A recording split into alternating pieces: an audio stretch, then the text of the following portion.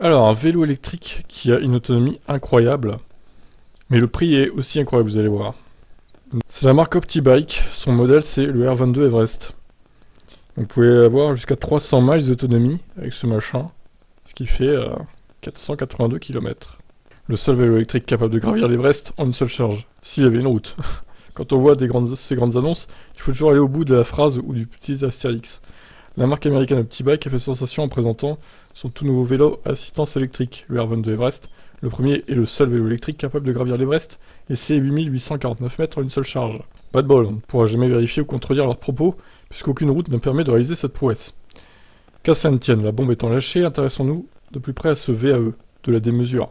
Donc 482 km d'autonomie, de quoi relier Paris à Londres, là encore s'il y avait un pont ou un tunnel équipé d'une piste cyclable. Pour revenir sur des perfs plus réalistes, c'est à peu près la distance qui sépare Paris et Lyon, par des routes ouvertes au vélo, mais aussi La Rochelle, Strasbourg, Cologne, ou encore Rotterdam, si des envies de week-end à l'étranger vous prenez.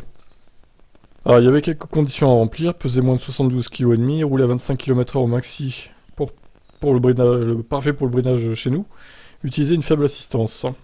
482 km, c'est l'autonomie de la dernière modèle 3 et sert plus donc la standard, et bien plus que le modèle 2019 qui plafonnait à 409. C'est équivalent à un Kona électrique, 25 km de plus qu'un Niro, 90 de plus qu'une Zoé, et plus de 2 fois plus qu'une Spring.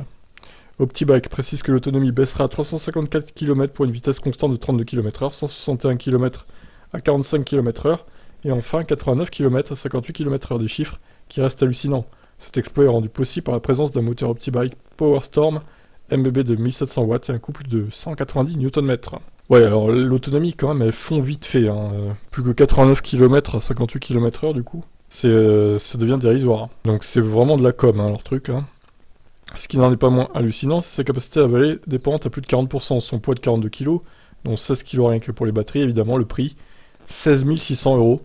Là aussi c'est plus que certaines voitures d'entrée de gamme. Ouais bon, du coup, on peut considérer que c'est une petite arnaque quand même, hein, ce vélo. Il y aura une autonomie de 480 km à 50 km/h constant. Là, j'aurais dit ok, c'est une très belle perf. Par contre, là, ouais, on se rend compte que l'autonomie elle est divisée par 6, quasiment, à 58 km/h. Donc voilà. Vous en pensez quoi de ce vélo électrique?